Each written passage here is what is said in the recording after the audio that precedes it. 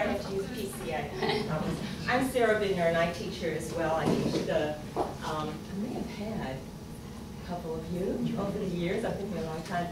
I teach the music portion of the elementary education methods block that is taken just prior to student teaching. So I was curious about what Dr. Partridge was doing with this Library of Congress workshop and took it this summer, and I'm going to just share with you what I did with my class. Actually, this is kind of two-pronged. First of all, I often take the song Yankee Doodle, and we use that song to look at what does it mean when they say put macaroni in your hat. I put a feather in my hat and call it macaroni, and so this is a story that we just typically address. So before I started the assignment that I had the students do, I showed them some of the other versions of Yankee Doodle, kind of as a preliminary idea of what they might find. Okay, so let me see. Let's just move on here. Do I get it here?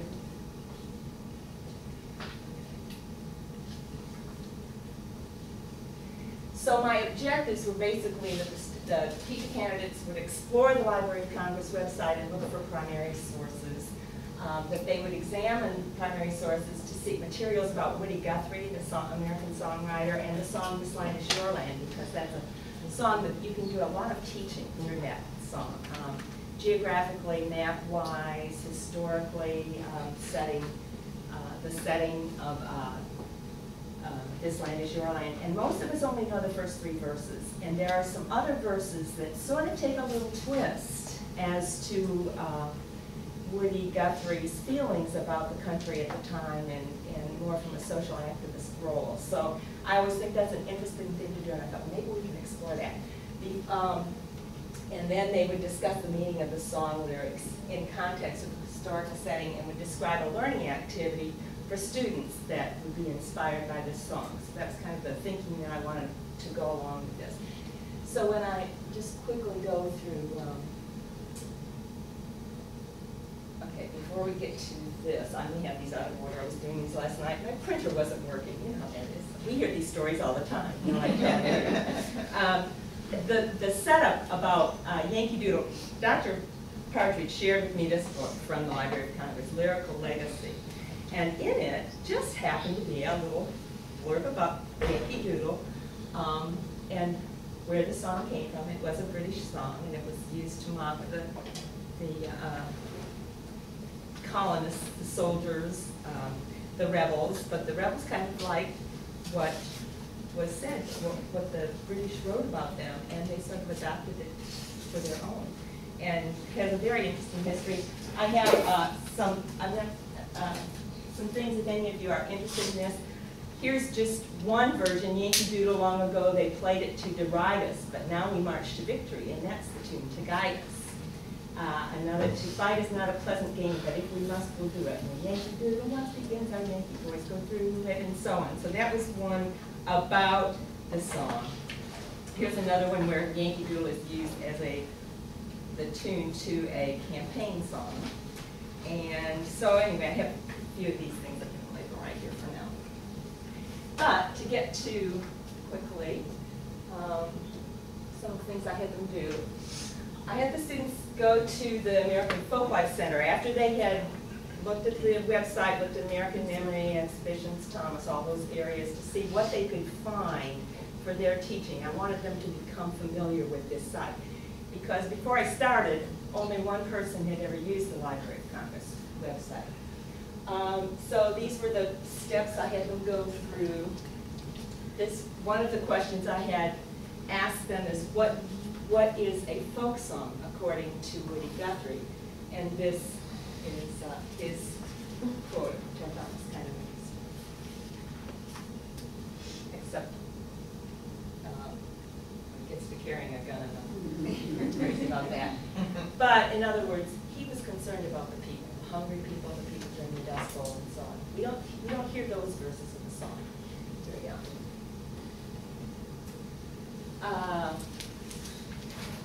This, oh, I can wind those boxes too much. This is the song as you know it so far. This is the refrain part. This land is your land. There's anyone who doesn't know that, right? From California to New York Islands. Here's the first verse. Walking that ribbon of highway. Then the second and third verses.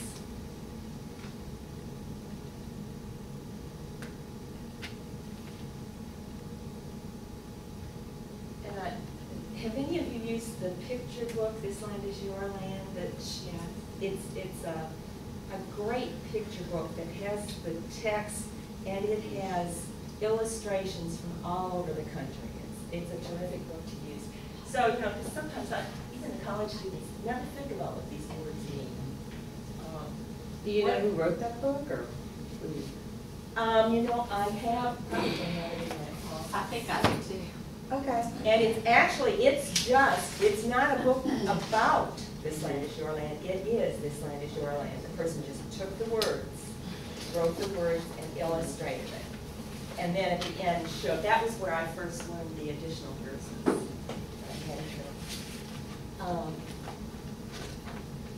And then here are the verses we all typically hear.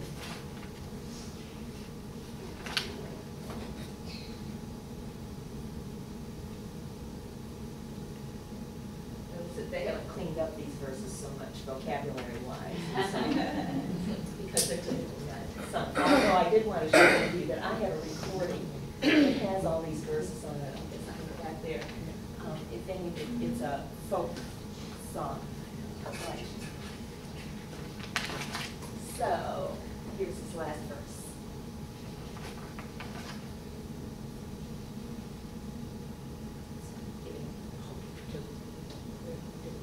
So then I asked the students, after they had gone through the exercise, getting familiar with the Library of Congress, finding some primary sources and so on, to find some of this information. There is a manuscript collection of Woody Guthrie's on the Library of Congress site, and that's what really kind of prompted my doing this. So some questions for them to answer.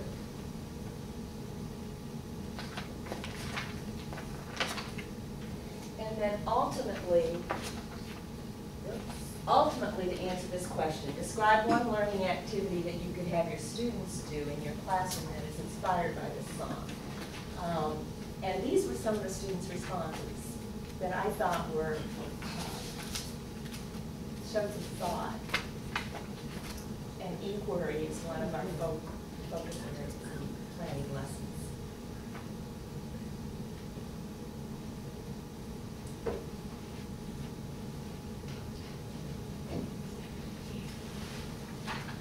And a couple of other things.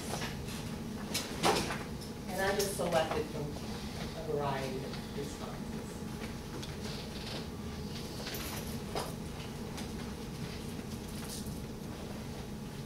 Yeah, I just think that if they know, you know, it's the Dust Bowl, it's the Depression and stuff like that, when a lot of this was written, then the words make so much more sense. So much more sense. And what I found, there are pictures taken at the time of the Dust Bowl. If you go on here, so this is one of the primary sources with some correspondence. Woody Guthrie, now this was in the 40s. Woody and early 50s. Woody Guthrie was corresponding with Alan Lomax. When I wrote my dissertation, I used a lot of the songs that Alan Lomax had collected. And he was an assistant in the folk song archives at the Library of Congress, which I found interesting. And there are several letters back and forth between the two of them. And some of the writing is quite interesting of Woody's. Not the best grammar and so on, but pretty humorous as well. I just got the copy of my songbook that you printed up. I got a carbon copy and about a third carbon of that, but it's pretty fair, so I guess that's all right. I just sort of wanted to write and say that it's about the neatest thing that ever had my name on it. I want to sort of thank you and Alan Lomax for copying it. This is to the Library of Congress. But you kept the original. I would like to kiss it goodbye while I'm at it. Is it handy there for congressmen and senators to come in and sing? I hope they bring their fiddles and guitars around and hit off a few of the most radical tunes. They are awful easy to sing, and you can sing them drunk or sober. It don't matter. It's just a matter of personal choice. I I tried them both ways. The senators too, you can elect just about as good a one way or the other. I'd like for them to especially learn to sing number 56, looking for that New Deal now, and so on. But there are pictures, and there are several letters. There are pictures of the Dust Bowl. There's a picture of his house that Woody Guthrie grew up in. There are pictures of all these places along in the song. The Dust Bowl, and it tells, you click on the picture, it tells you a little bit about the Dust Bowl. There are lots of things that parallel the song and the places in the song and the travels that Woody Guthrie took. So anyway, this was kind of a personal interest thing for me, and I just wanted, it's a song, from a music standpoint, it's a song that most children learn at some point, or ought to know, but it's interesting to know too some of the extra verses that have been added. And these are some of the other suggestions that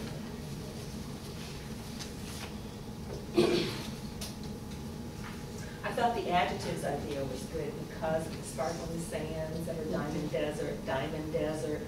Why do we call it diamond desert? I sometimes have to pull lots of stuff to get the students to really think about where this comes from and where these descriptive words, why they are used. And then I asked them at the end, also note anything else that you, along the way that you think would be worth revisiting, that you could use for future lessons. So this was one.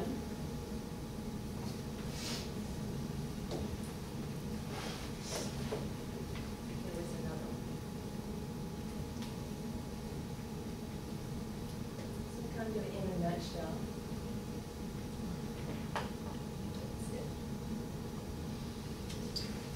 Okay, this one is one that, sorry, this is a late night thing. I thought this was good too. I thought this was good too. Students can graph the land used in their town, and they're into making maps right now for social studies, and so this is another thing. I just have always felt that song lends itself to us.